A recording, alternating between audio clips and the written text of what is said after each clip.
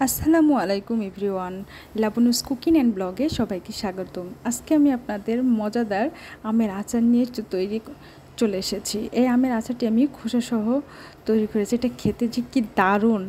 আপনারা সবসময় তো খোসা ছাড়িয়েই আচার করেন, এখন এভাবে ট্রাই করে আপনারা দেখতে পারেন।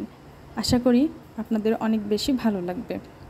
আর এই আচারটি বছরের পর বছর সংরক্ষণও করা যাবে। দেখুন, প্রথমে আমি আমগুলোকে ধুয়ে কেটে রেখেছি আর একটু ঝরাই রাখছি যাতে আমের যে গায়ে কষ্ট থাকে সেটা যাতে না থাকে। প্রথমে ধুয়ে তারপরে দিন কেটে রাখছি। আপনারা টিস্যু পেপার দিয়ে এর গাটা একটু মুছে নিতে পারেন অথবা কোনো টাওয়াল দিয়ে। আমি এভাবে ছড়ানো একটি প্লেটে রেখে দিয়েছি। এখন চুলায় চলে যাব।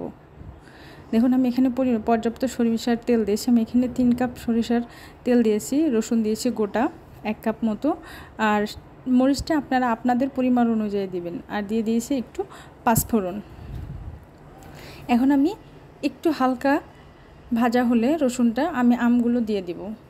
আমগুলো দিয়ে আমি সুন্দর মতো এটাকে নাড়াচাড়া করে করে নেব। আর অবশ্যই আপনারা আমের গাটা কেচে দিবেন।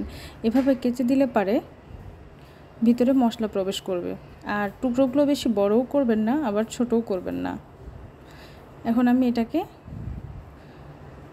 খুব সুন্দর মতো 2 মিনিট ভেজে তারপরে আমি এটাকে দিয়ে দিয়েছি এর মধ্যে সরিষা বাটা। এবার দিয়ে দিব পর্যাপ্ত পরিমাণ চিনি।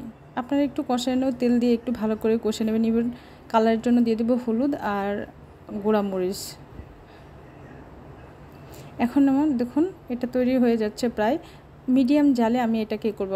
আর আমি আগে যে পাঁচফোড়নটা ওটা তেলে গুঁড়ো করে রাখছিলাম, নামানোর আগ দিয়ে দেব। আপনারা বেশি দিন সংরক্ষণ করলে সিরকা দিবেন। আমার ভিডিওটি ভালো লাগলে লাইক, কমেন্ট, শেয়ার করবেন। আল্লাহ হাফেজ।